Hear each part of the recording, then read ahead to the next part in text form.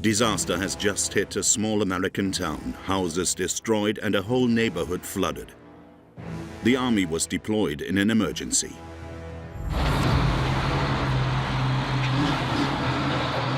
This is the U.S. Army. We are here to help. Pass to the sound of my voice. This way, this way. Hundreds are injured, some are in serious condition. All right, 1, 2, 3. This disaster scenario is actually a large military exercise simulating a nuclear attack. The structure is unstable, so they'll have to stabilize it with a raker before they can get him down. Specialized units attempt to find mannequins in a radiation-contaminated area. Make sure he gets it back here. We got more rescue. I have the Army Recruitment. Good job, guys. In this Indiana base, the U.S. Army has recreated a 400-hectare model city where 2,500 soldiers gather each year for training. It's made to be as realistic as possible, including this fake parking lot that collapsed along with dozens of cars. At the on-site hospital, the Army even recruited hundreds of extras to play the role of victims who have been exposed to radiation. I need some water! Oh, this is scary. I don't know where we're doing. Where's my kids? Medics. They're all medics. We're here to help you, ma'am. Traumatized by the past attacks on their territory, the U.S. military wants to show that it's ready for any eventuality. Homeland response is one of our main priorities. So we do have specialized units that are on no later than like a 60-minute rapid deployment notification to get from the call to the unit and get ready to go somewhere else in the United States. The most powerful military in the world. Close to 1.5 million soldiers and a colossal budget of $700 billion. A presence on all continents. From Iraq to Korea, from Italy to Australia. America's instrument of power and the country's last resort in case of natural disasters. Yet the world's largest army has got itself into trouble in Vietnam, Iraq, and Afghanistan. In this deeply patriotic country, soldiers are considered heroes. The best military in the world and the best country in the world. Each state has its regiment, its port, or its military airfield. We were able to gain exceptional access into 3 of their bases for several weeks. We followed the ruthless training of the soldiers. Trinity, let's go. I got other people that got to get up this damn wall. Hurry up and get off my wall. Under constant pressure from drill sergeants. This isn't a game. You're America's future fighting force. If you treat it like anything else, you're going to be obsolete to this organization. Yes, sir. In America, Special Forces soldiers are living legends. The best Ranger competition collects the best of the best in a grueling series of trials. It's a marathon. Just maintain a steady pace throughout the whole thing and try not to do bad in anything.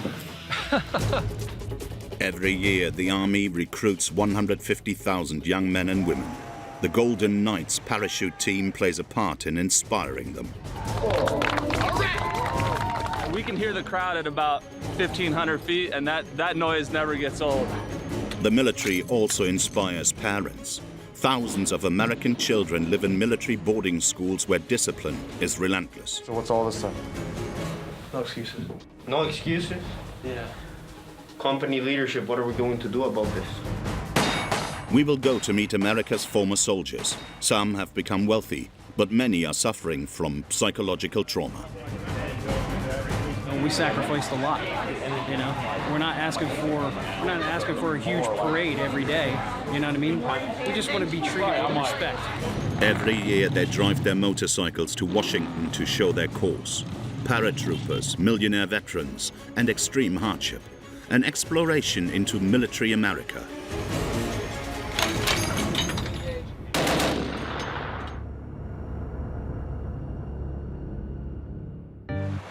The Carolinas in the south of the United States. Their white sandy beaches. And military bases where young American recruits come to prove themselves.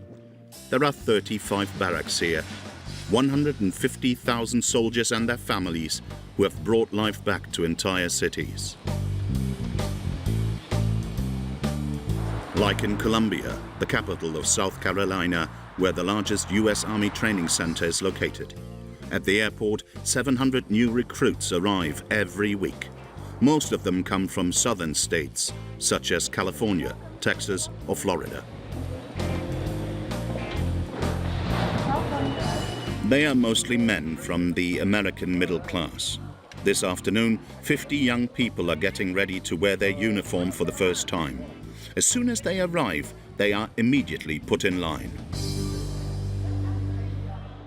I am the drill sergeant in charge of the airport. The last words out of your mouth will be drill sergeant. Yes? Yes, drill sergeant. If you have any rings, watches, earrings, necklaces, bracelets, everything else, including your watch, needs to be secured inside your bags. Do it now. They are barely 20 years old. Most of them have never lived away from their parents. This young man traveled 900 miles from his home state of Ohio. You're going to contact your family. It'll be a very quick phone call. Once you complete your phone call, you're going to turn your phone completely off, then secure it inside your bag. Yes? Yes, sir. Do it now. Hey, Dad. I'm just calling you. Yep, I don't think I can have too long of a conversation. I can't do too long of a conversation. I'll talk to you guys later. Okay. Love you too, Dad. A quick goodbye. This young man is not very reassured by the difficult training ahead. Obviously a bit nervous. But I feel like I can, if I just listen to what they're saying, and I don't let my mind overwork me, then I'll be okay. In this very patriotic town, residents have come to cheer on America's future heroes. Good luck, everybody! Have fun! The U.S. Army's newest recruits head to Fort Jackson. In this base, 50,000 young people are transformed into fighters every year.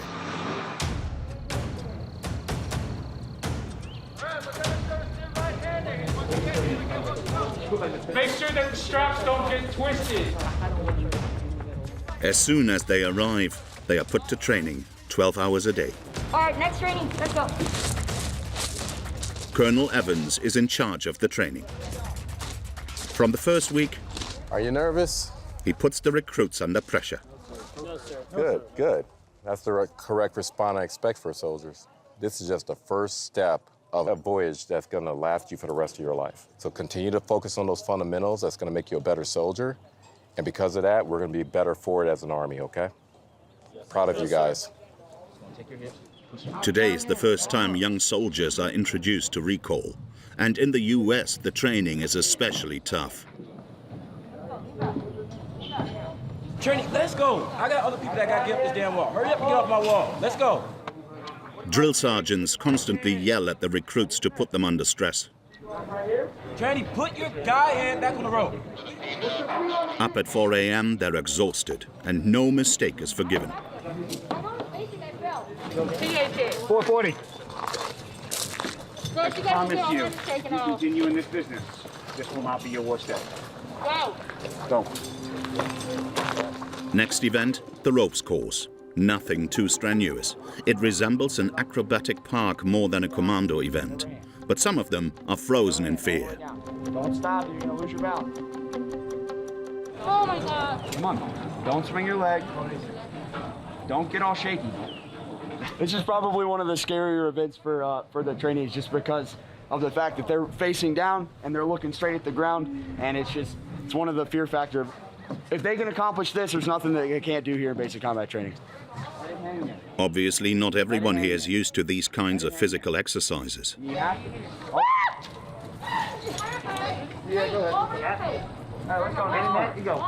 The world's largest military isn't resistant to the obesity epidemic that is plaguing America. Nearly 1 in 5 soldiers is considered obese. All right, talk. All right, roll all the way down. The reason the Army is able to turn these inexperienced youths into real soldiers is thanks to expert combat teachers. Sergeant David Castello is a respected firearms instructor. He fought in Iraq and Afghanistan. Let's go. Now build a rhythm, go faster. There you go. A war machine, uncompromising on discipline. Hey, put your mask on. As he knows that some young people will be going to the front line in a few months and that their lives are at stake. Hey, stop. Kids, stop. You're America's future fighting force. That's what you're building upon right now. If you treat it like anything else, you're going to be obsolete to this organization. This isn't a game.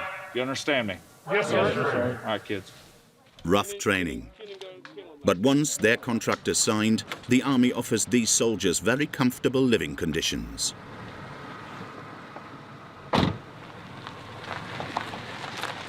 Hey, sweetie. Hey. Hey, we're on the way, okay? Okay. David and his family live on the base, a closed city of 20,000 hectares in which 3,000 inhabitants enjoy a comfort worthy of a vacation residence. There's a water park here on post, there's a full golf course, there's a bowling alley, a movie theater. So everything that a military family would want to do, they have access to it here on Fort Jackson, which is nice. David doesn't have a reason to leave the base. He can go shopping, go out to restaurants or bars, go to church or the hospital.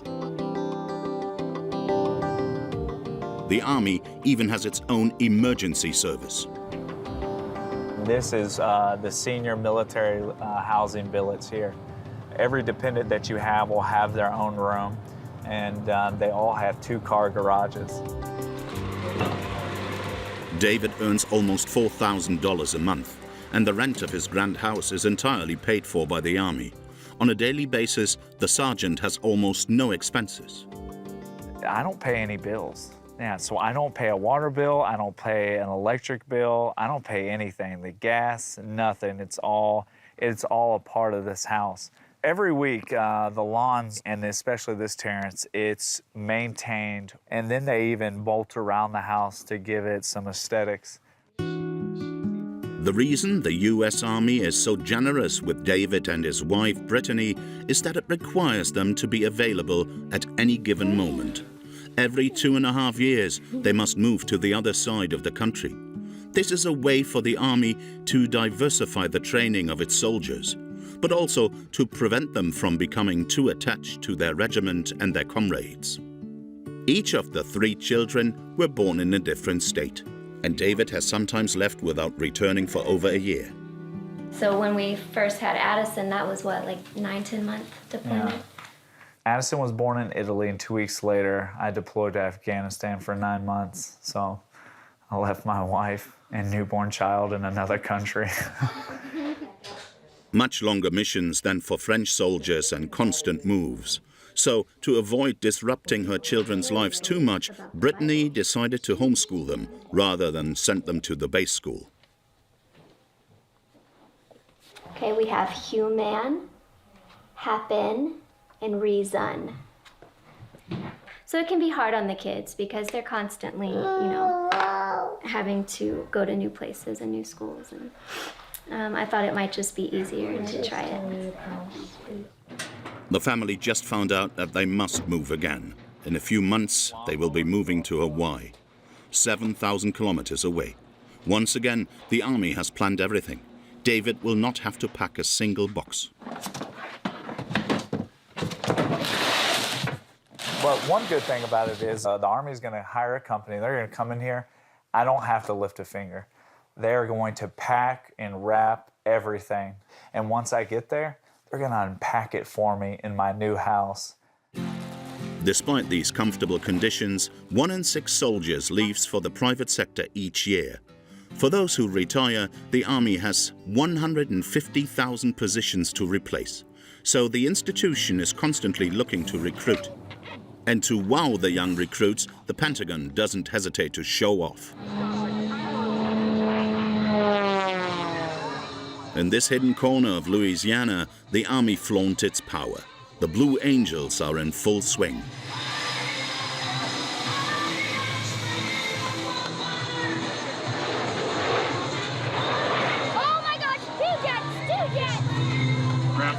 tolerance at its finest. An American-style show where an aerobatic plane races a truck pelting at full speed. But above all, it's a staged recruitment operation by the US Army.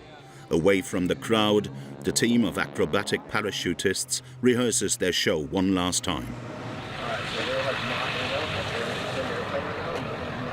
Hot target. Hot target. Stand by. Stand by. Okay, ready, set, go. The Golden Knights are all parachutists for the Army. They are about to deliver a spectacular performance, 4,000 meters in the air.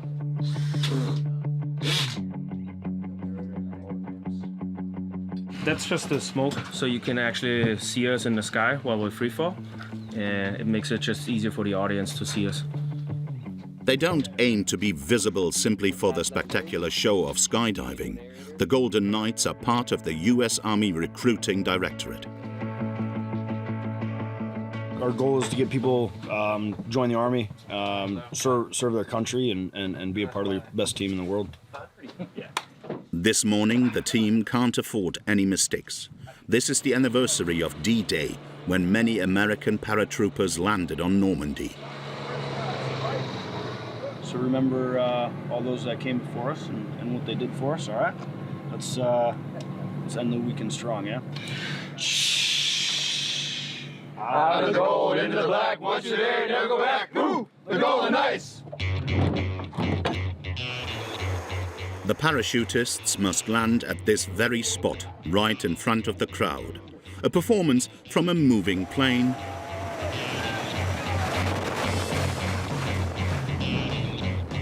The 8 soldiers jump, then join together in the sky with their smoke bombs. At 900 meters from the ground, they trigger their parachutes and perform a series of figures.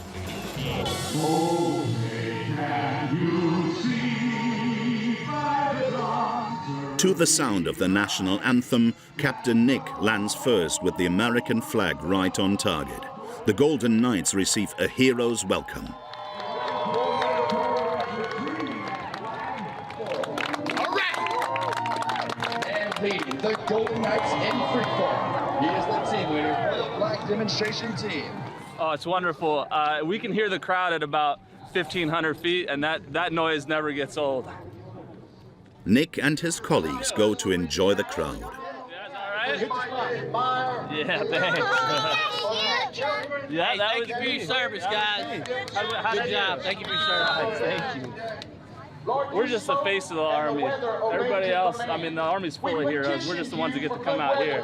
How'd we do? Barely on the ground, the parachutists turn into recruiters. You almost got it. You've almost got it. Here, I'll give you a little. They teach the children how to pack a parachute. We're going to slide our hands up as we walk toward the parachute. Their goal to inspire younger kids to one day become a parachutist. The Golden Knights are my favorite. Carson, 16, seems convinced. So with this job, you can travel a lot. Yes, you get to travel quite. So you relocate sometimes, you know. Usually it's like every 3 to 4 years. But also job depending. I don't know if you have already talked to the recruiters and stuff like that. Have you done that? I haven't. No. I've seen them at my school though. They usually come to high schools. Do they? Carson is passionate about aviation. After meeting the Golden Knights, he seems ready to take the plunge. I feel like they're just so cool. It's like I want to be them, or work for my country, and I love my country. So Carson will have to wait until he turns 17, the minimum age requirement, before joining the Army. You guys want a brochure? To recruit thousands of boys and girls each year, the Pentagon has a huge budget of over $1 billion. It's the will to fight and determination to win. The money invested into these clips that resemble blockbuster films. To appeal to young people, they are increasingly aiming to look like video games. In poor southern states, like here in Louisiana, the Army also deploys hundreds of recruiters. In America, where inequalities are high, they promise attractive benefits to the underprivileged youth. This morning, Owen and Carter, 18, have an appointment at a recruitment center. Carter. Hi. Miss. Let's just have a seat and we can talk a little bit about this. A few months ago, the two teenagers were approached by Sergeant Williams at their high school. As long as you're under 35, have a high school diploma, and pass the tests, anyone can join. I mean, you guys done any research? You know anything about the Army at all? Special Forces, all the cool guys over there. Gotcha. So you more the combat type side. Yeah, combat, pretty much, exactly. See, we have roughly over 150 jobs you can choose from. You don't have to have a, HR background. We're going to teach you everything. To convince them to sign up, the sergeant will tell them very little about their future job. His main argument is all the social benefits that the Army can offer them. So you're not paying for medical and dental. The Army's going to take care of that. We're going to give you housing. We talked about housing. You get meals. As you guys are going to definitely get education benefits available. We have your tuition assistance. It's roughly about $4,000 a year for school. So like myself, the Army helped pay for my degree. In a country where health insurance can cost up to $800 per month and $50,000 per year to go to university, these promises immediately hit home. Owen's plan is to go to college. The Army will pay for it on the condition that he enlists for 6 years. And could you afford like 5 years of college right now? No, not right now. Not right now at all. I'm really excited for the educational benefits because it'll give me a chance to further my education. I haven't decided what I want to do yet, but I've thought about going into teaching. And for the most exposed units, the Army offers a $34,000 bonus. Again, under the serious condition that they will become an infantry fighter. Once they complete basic training, their job training, that $40,000 or so is in their bank account. So where do I sign? Hey. Aren't you scared of dying or getting injured at work? I am, but at the same time, it's like, I mean, it's for the country. And I don't want my family doing it. I want it all on me. By the end of the interview, both teens decided to enlist. Man, it was a pleasure meeting you. Yes, sir. By joining the infantry, they can earn up to $42,000 a year. The military career is a way out of poverty that continues to entice new recruits, especially women. They represent 16% of the workforce, one of the highest rates in the world. This single mother is reluctant to enlist. She's worried about going on a mission away from her baby. After I won't have to go anywhere, so I have to do nothing. So you talking about like a deployment and stuff like that? They let you know way in advance. Like he knew he was going to Africa way in advance. It's gonna suck. I'm not gonna lie to you. Being away from your child, of course. But at the end of the day, you kind of know I'm doing this for a bigger cause. And even single fathers that kind of come in and they're starting looking at different opportunities because again, they look at the benefit, how this not only going to benefit myself, but be able to provide for my child as well. So it definitely helps out. In this office alone, 100 women and men sign up each year. Many have hopes of joining the Special Forces, famous for their daring operations and unusual standards. In particular, the Rangers, an elite unit of only 3,500 members.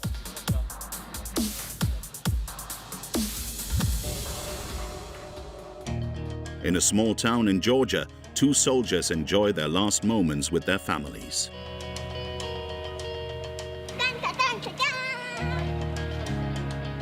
Joshua, 36, and Ryan, 31, are about to take part in one of the most difficult tests of their lives. Daniel, turn around. Turn around, bud.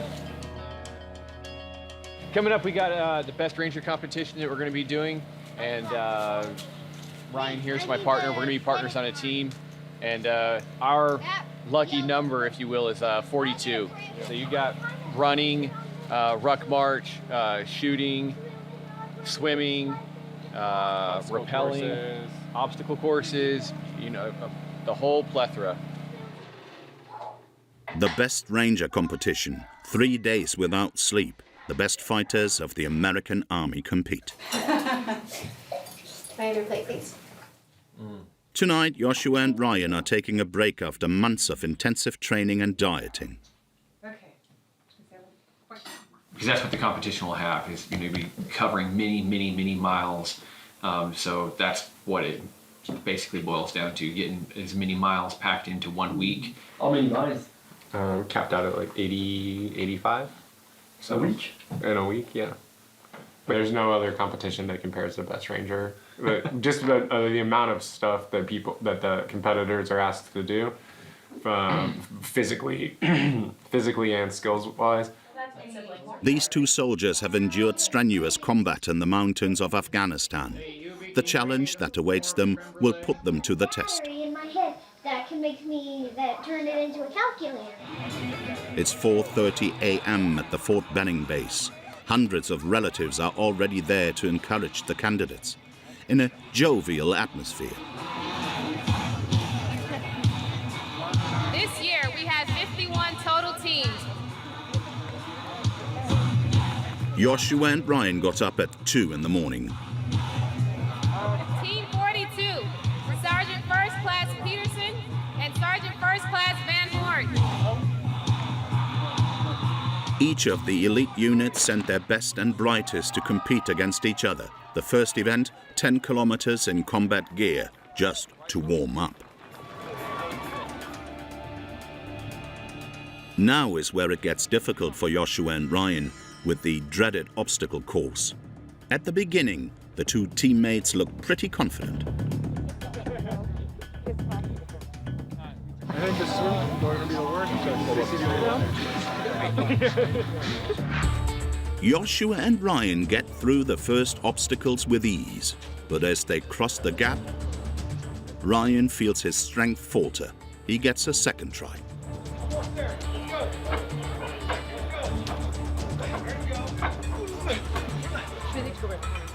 You got it, shake it up, go. There you go, bro. There you go. You got it.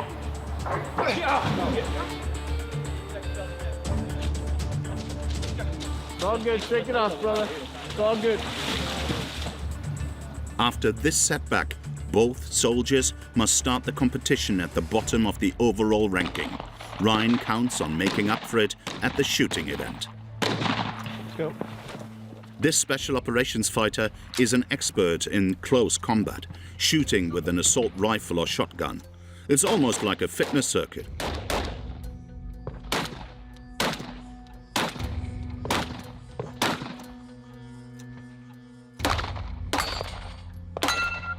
Go. The team must then storm this enemy building in a minimum time. The descent is more complex than the ascent.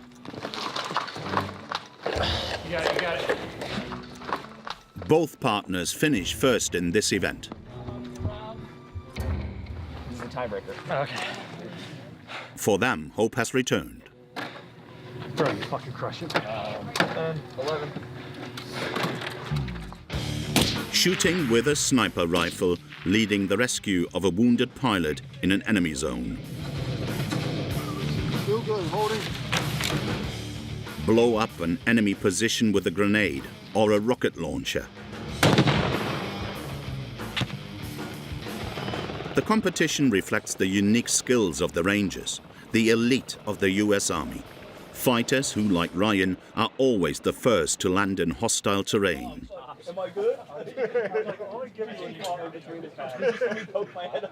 I wanted to be a part of a unit that was, kind of the tip of the spear. They get to do things that other units don't get to do. They have capabilities other units don't have, and you really get the opportunity to make a difference in any situation that pops up worldwide, because they're going to be one of the first units that gets called on to go handle a situation.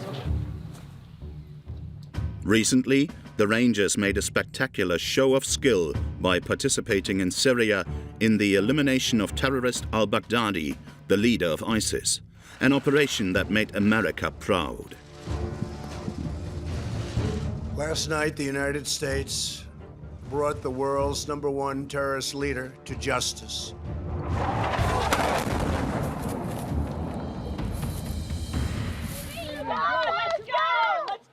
The Rangers' first day of competition ends. Joshua and Ryan's wives will finally get to hug their husbands briefly. There it is! Oh yeah! The kids are also eager to see their dads, who arrive in style in a helicopter assault at the end of a rope.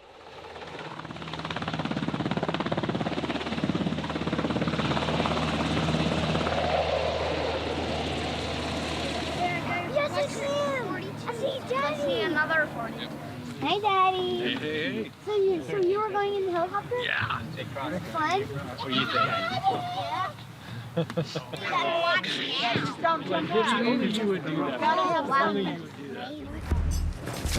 The next few hours are crucial, as at the end of this first day, the jury will eliminate half of the teams. They encounter a problem, the endurance challenge. Ryan and Joshua experience fatigue and delays. They arrive amongst the last, and they're not really in the mood to talk to us anymore. Well done, guys. Bonjour. Bonjour. How are you guys doing? Legs? Fine? In the provisional ranking, the team is 31st, below the elimination bar. I don't know. You don't know what it means. We gotta get about we need 3 more spots tonight. So Have your mask on if you're close. just gotta cruise on the ruck, knock some teams off. Despite their optimism, by the end of the last race of the day, both soldiers are taken out of the competition. The next day, Joshua comes to encourage his comrades at the finish line. Looking good, boys. Looking good. In 3 days, these soldiers will have covered 112 kilometers and triumphed in about 20 events. These images of the Special Forces are a part of the American dream for many. Some parents would like to see their children become a general or chief of staff of the army.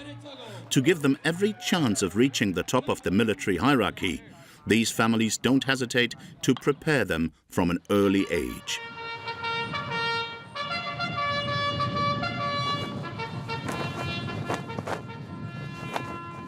In Missouri, a conservative state in the center of rural America. For 130 years, young boys have ended each day with the sound of a bugle, meticulous ceremonies, and impeccable uniforms. It's like being in a barracks. The Missouri Military Academy does not belong to the Army.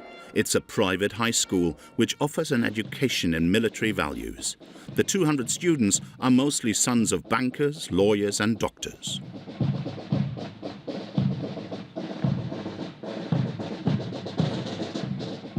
At the head of the school is Colonel Rick Grabowski. This former Marine personally oversees the strict standards of discipline. They could have done a little bit better, so they're going to get some additional instruction tonight on formations. We always want perfection. Give the boys the opportunity to get out and be leaders. Get them out of their comfort zone and teach them leadership. These teenagers are between 13 and 19 years old, and in this boarding school, every minute of their lives is regulated. The days are grueling, starting at 6 a.m., standing at attention in their pajamas. Let's go, gents. Let's get in the rooms, get squared away. Let's go. You gotta shave, you gotta get yourself cleaned up. Let's do so. Morning. Morning. Sure, I'll come out here to film crew. Michael, on the other hand, has been ready for a long time. At 17, this model high school student has been named Dormatory Commandant. Everything has to be organized because everything has a place. Yeah, we just attention to detail. We always have somewhere, something has to always be somewhere. And yeah, it's just what we do. The second he wakes up, Michael must be an exemplary leader. As here, it's students like him who make the rules. Carry on. Let's go. Hurry this up. Shouldn't take this long. The students only have 30 minutes to get dressed, clean their rooms, doors open. Hurry up. And make their beds. Hurry it up. Hurry it up. Hurry it up. We'll be walking around every 2 minutes. we're expected to make our beds like this every morning. Make sure that there's no wrinkles in the bed. Here it's supposed to be 12 inches, and here it's supposed to be 6. And it's not supposed to bend like this. And then you make a hospital corner here, which is a 45-degree line, like this, and that's how you make your bed. So military standards, pretty much. Yep, very military standards. Band company 5, 4. At 6:30 on the dot, everyone must stand outside of their rooms. 1. Your uniforms, ready. Finish up anything else in your rooms. Be ready for inspection. About face. Michael reviews each student. Your privacy is like way too high. It's fine, don't fix it now. Doing about face.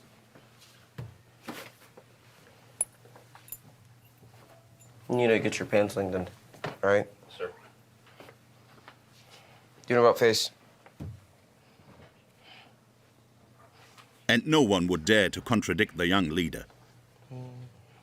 I'm a company commander. Everybody in this company has to listen to me. And then even when cadets aren't in my company, since I'm a high rank, they so have to listen to what I say. Is it all? They just get punished. A life under constant surveillance, with no privacy. Every move is made at marching pace, even to go to breakfast.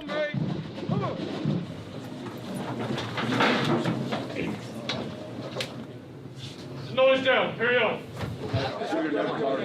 Despite the uniform, these boys are still teenagers with an attitude.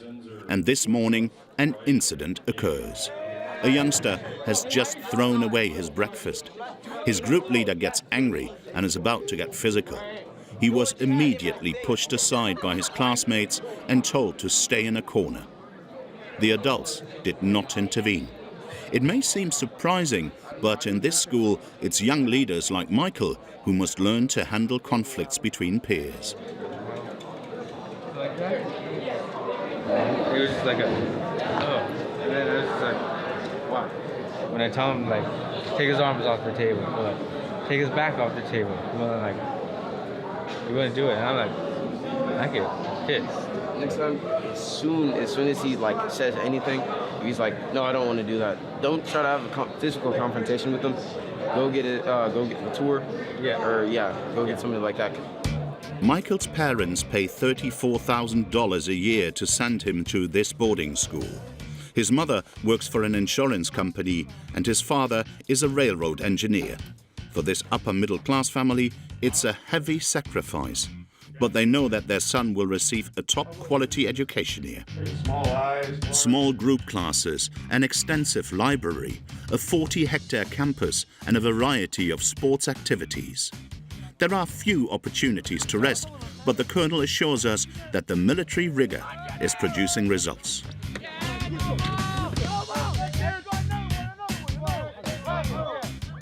Most of our parents see an instant improvement in their grades in the school because of just the fact that they have, there's things here that they cannot do, like go out at night and relax and do whatever they want.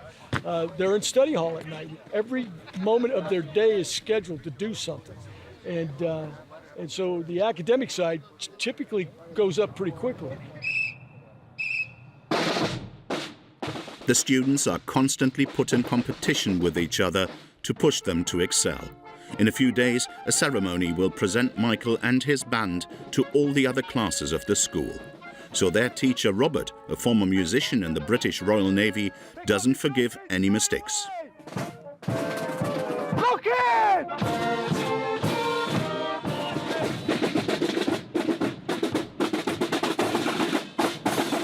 Tommy, keep doing the cadences for a while. Give them a lip break.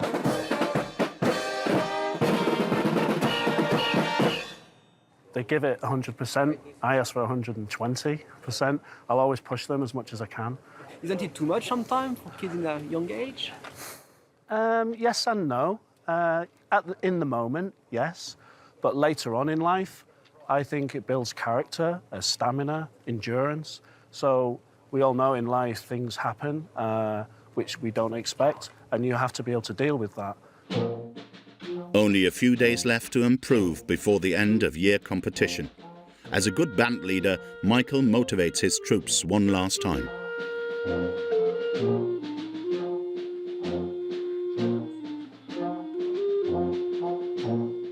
Make sure your uniform is together, make sure it looks good.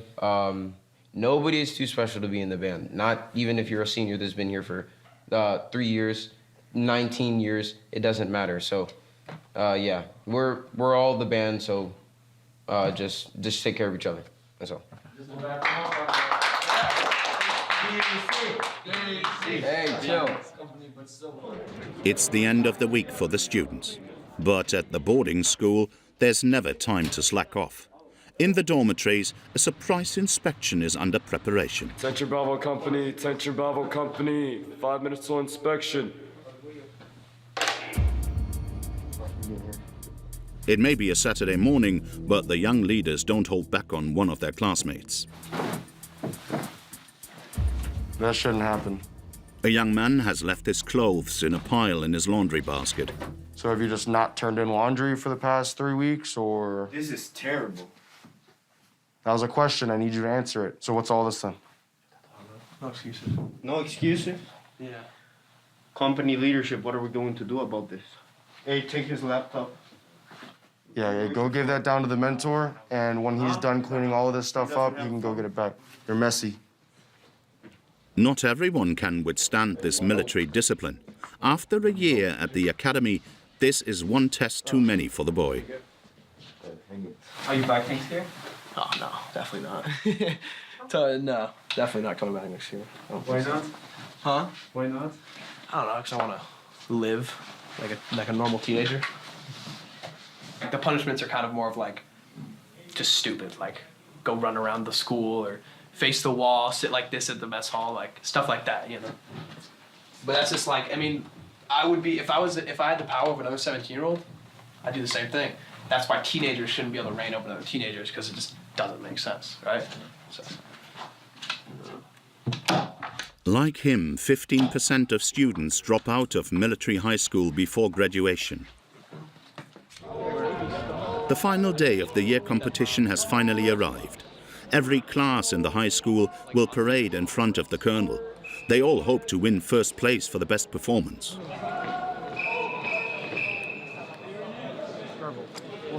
It's really competitive. All the companies are in competition, and then we get graded. Band usually wins, but like, I'm hoping that we can win today. The ceremony will be broadcast online and will be watched by parents all over the country. He's using the restroom. No, he's not. Ladies and gentlemen, the Missouri Military Academy welcomes you to our 2021 Mother's Day review.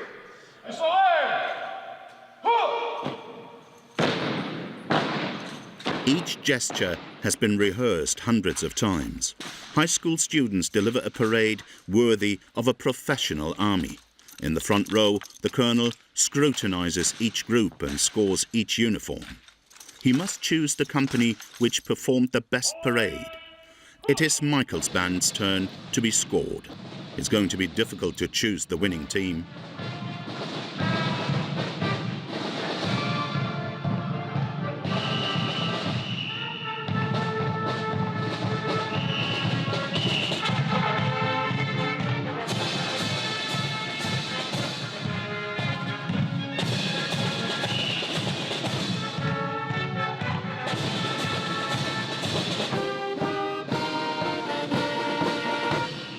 We're now going to announce the results for the review.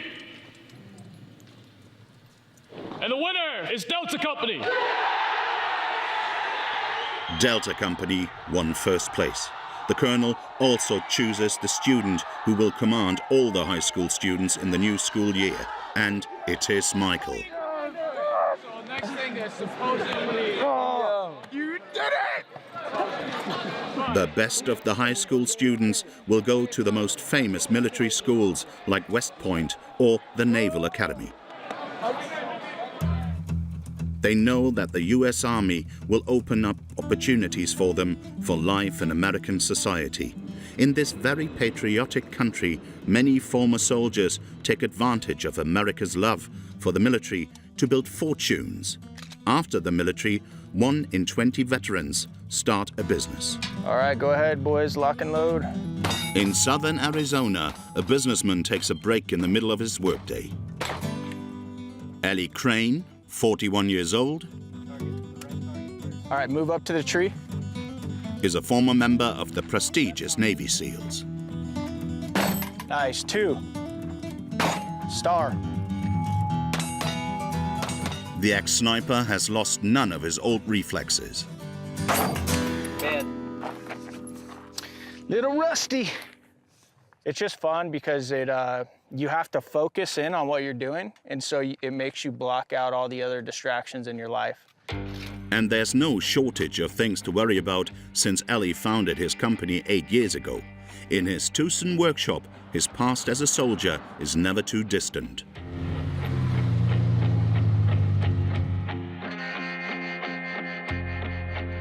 What is up, Chris? Good, how you doing, man? Not too bad. Good morning. There's plenty of ammunition on the shelves here.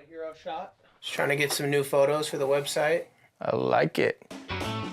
After 13 years of shooting thousands of bullets, Ellie had the idea of using them in a much more peaceful and friendly way. He turns the bullets into harmless bottle openers. It's the mother of all breachers, and we say that no beer is safe. Because, I mean, look at this thing. Look how big and awesome this thing is. Ellie sells these bullets for $20 on the internet.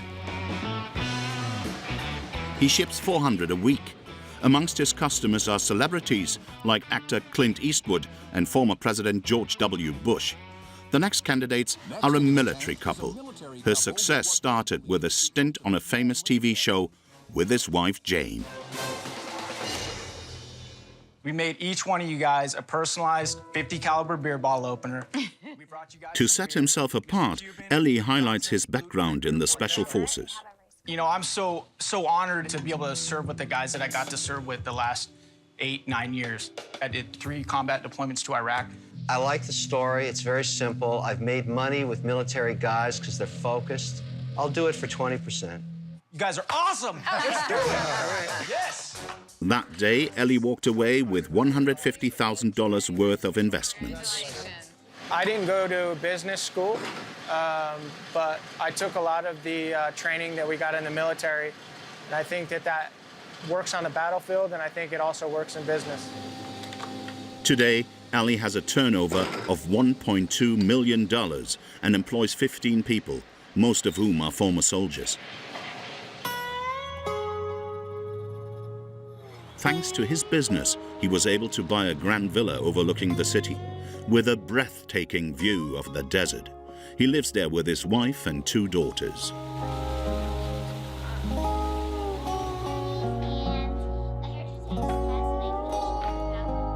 How was your day today? Good. In Bible today, we were learning about spiritual war.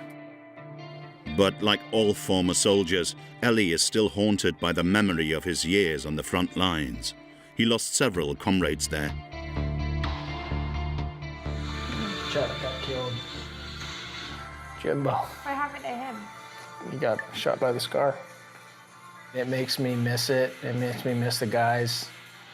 I got ambushed by 3 guys with machine guns at like about 110 yards, and it was like I was really close to getting killed. And I feel like it's the big reason why you go big. yeah, You go big with the house you bought, you go big with the business you own. You just go big in life because you understand how short life is. Ellie's next challenge is to use his image as a soldier to get into politics. A possibility, as Americans like to elect veterans. In the United States, 17% of the members of Congress are former military. But on the other side of the country, other ex-combatants feel that America has forgotten them. In the hills of Virginia, the graves of soldiers stretch as far as the eye can see. 7,000 of them died in combat in Iraq and Afghanistan alone. But many have been victim of the suicide epidemic, which claims 6,000 veterans each year. In this house lives a former Marine who has dedicated his life to his country. So this is my, I guess, retirement gift or parting gift from my last unit. It's a 9mm. It's the civilian equivalent of what we carried as a sidearm. So it was kind of a reminder you know, of those times. From his 15 years of combat in the Marines, Zook doesn't only have good memories. Hey bro, what's up? This is Howie. Like his friend Hogg, he suffers from post-traumatic stress. For them, motorcycling is more than a passion. It's therapy. This is the bike. I came back from a deployment and I needed a healthy distraction. And so coming back, you know, from a long deployment, my first Afghan deployment, mentally and emotionally, I just wasn't in a place to cope, you know what I mean? And I knew alcohol. I do tell people sometimes this bike, the reason I don't sell it or get rid of it is I feel like in some ways it kind of saved my life. Depression, nightmares, a daily occurrence for 500,000 Iraq and Afghanistan veterans who have been diagnosed by the military with combat-related trauma. It's a good outlet, especially for us military guys. I can only speak for myself, but a lot of times, stuff that happens in your head gets to be a little too much, so it's nice to be able to jump on the bike and just forget about stuff.